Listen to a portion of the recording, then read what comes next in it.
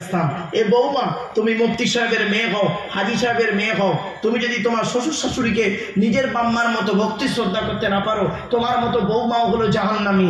ইসলাম কোনোদিন এক পেশে কথা বলে না। এখান থেকে একটা শিক্ষা আপনাদের দিয়ে দিই, শুনে রেখে দিন। আজকে আপনারা বাড়ি যাবেন, বাড়িতে গিয়ে দেখবেন আমার আপনার বাড়িতে 4 শ্রেণীর মেয়ে ছেলে আছে। কয় শ্রেণী? 4 শ্রেণীর মেয়ে ছেলে আছে। কে কে আছে বলুন তো দেখি?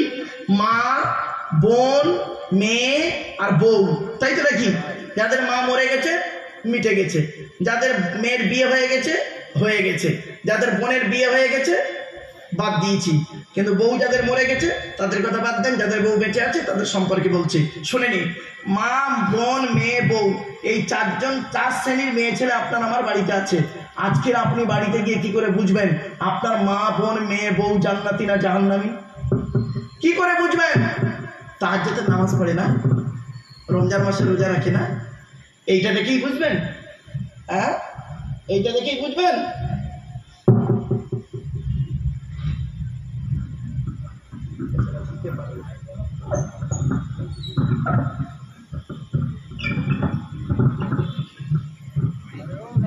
এক মিনিট, এটা ডিস্টার্ব করছে। বউ জান্নাতি না জাহান্নামী শুনে নিন, আপনি চমকে যাবেন শুনলে। আজকে আল্লাহর নবী বলেছেন যে সমস্ত মেয়েদের মধ্যে এই অভ্যাসগুলো থাকবে, ওই মেয়ে ছেলেরা যত নামাজ পড়ুক, রোজা রাখুক, হজ করুক, জাহান্নামী জাহান্নামী জাহান্নামী। কি কি?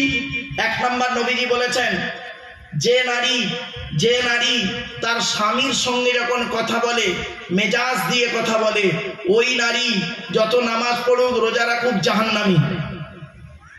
অনেক মেয়ে ছেলে আছে দেখবেন পাড়ার লোকের সঙ্গে কথা বলে মিষ্টি ভাষায়, আর স্বামীর সঙ্গে যখন কথা বলে মেজাজ দিয়ে কথা বলে।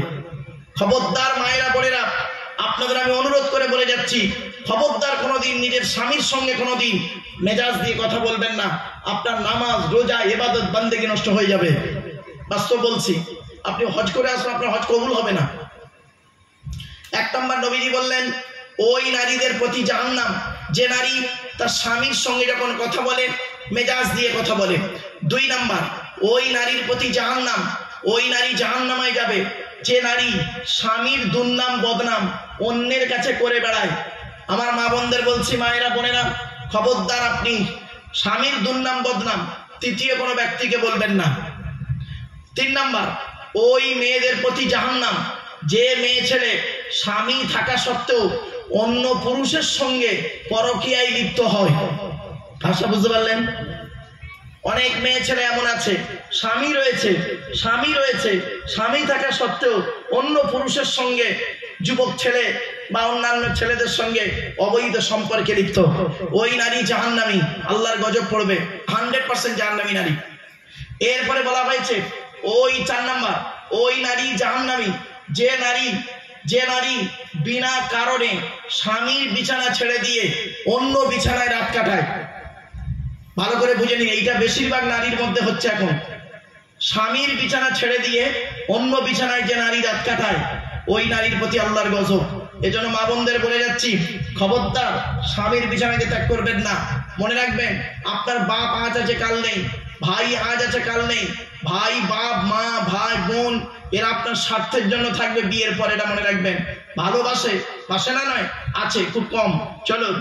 আর আপনার সন্তান, মনে রাখবেন এমন একটা দিন আসবে আপনার ছেলে মেয়ে আপনার বিরুদ্ধে চলে যাবে, কিন্তু মনে রাখবেন এমন একটা সময় পৃথিবীর শেষ লগ্নে, আপনার জীবনের শেষ লগ্নে একজনই আপনার হাতটা ধরে থাকে, তার নাম হলো স্বামী। এই স্বামী স্ত্রীর ভালোবাসা কোরআনে এত সুন্দর করে বলা আছে, ভাবতে পারবেন না। এজন্য অনেক মেয়ে ছেলে তারা বোঝে না, স্বামীর মূল্যায়ন করে না, অন্যের মূল্য দেয় তো স্বামীর মূল্য দেয় না। এজন্য মা বোনদের বলছি, মায়েরা বোনেরা, আল্লাহ রাসূল বলেছেন ওই নারীর প্রতি আল্লাহর গজব যে নারী তার স্বামীর বিছানা ছেড়ে দিয়ে অন্য বিছানায় রাত কাটায়। এরপরে বলা হয়েছে ওই নারীর প্রতি আল্লাহর গজব যে নারী তার স্বামীর পরিবারের সঙ্গে খারাপ আচরণ করে। স্বামীর পরিবার কারা? স্বামীর বাপ, স্বামীর মা, স্বামীর ভাই, স্বামীর বোন, এদের সঙ্গে যে নারী খারাপ আচরণ করে, ওই নারী যত নামাজ পড়ুক, রোজা রাখুক, হজ করুক, ও নারী জাহান্নামী জাহান্নামী জাহান্নামী। অনেক মেয়ে ছেলে আছে দেখবেন স্বামীকে খুব ভক্তি শ্রদ্ধা করে, স্বামীর বাম্মাকে দেখতে পারে না, স্বামীর ভাই বোনকে দেখতে পারে না, খবরদার ও ভক্তির কোনো দাম নেই। এরপরে আসছে ওই নারীর প্রতি আল্লাহর গজব, যে নারী তার স্বামীকে বলে তোমার সঙ্গে বিয়ে হয়ে আমার জীবনটা নষ্ট হয়ে গেছে, তোমার পাল্লায় পড়ে আমার জীবন শেষ হয়ে গেছে, ওই নারীর প্রতি আল্লাহর গজব। অনেক মেয়ে ছেলে আছে দেখবেন, তারা বলে স্বামীকে আমার মতো মেয়ে বলে বেঁচে গেলে অন্য কেউ হলে বুঝতে পারতে, আমি ছিলাম বলে তুমি উদ্ধার হয়ে গেলে, নইলে তোমার সব এই হতো তাই হতো অমুক হতো। খবরদার নয়, কে বলেছে?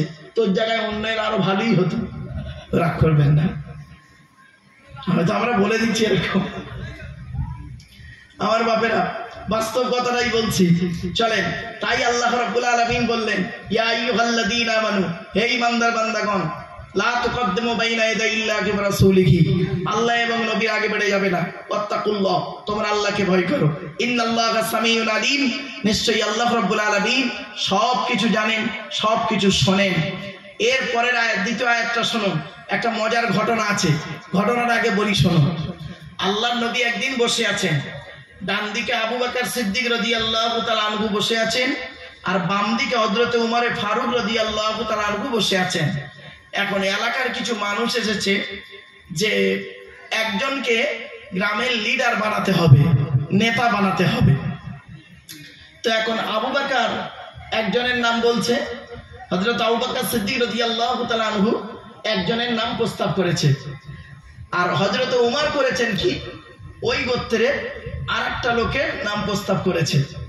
কিছু বুঝতে পারছেন? এখন একটা গোত্রে, একটা বংশে একটা নেতা বানাতে হবে, লিডার। তা লিডার বানাতে গিয়ে আবু বকর একজনের নাম প্রস্তাব করেছে, হযরত উমর একজনের নাম প্রস্তাব করেছে। আবু বকর বলছেন, উমর আমি যাকে নেতা বানাচ্ছি খুব ভালো ছেলে, ভালো। আর উমর বলছেন, আপনি বুঝতে পারছেন না, আমি যাকে নেতা বানাচ্ছি ও খুব ভদ্র নম্র। লও, এখন দুজনের মধ্যে তর্ক বিতর্ক হচ্ছে। তর্ক বিতর্ক হতে হতে নবীজি এখন সামনে লোকেদের সঙ্গে কথা বলছে, এনারা পিছনে কথোপকথন করছে। কথা বলতে বলতে বলতে বলতে এখন নবীর যে কথার আওয়াজটা আবু বকর ওমরের কথার আওয়াজটা জোরে হয়ে গেছে, নবীর আওয়াজটা আস্তে হয়ে গেছে, এনাদের আওয়াজটা খুব জোরে হয়ে গেছে। তখন নবীজি বললেন, আবু বকর ওমর একটু আস্তে, আমি কথা বলছি এদের সঙ্গে। জি জি ঠিক আছে ঠিক আছে।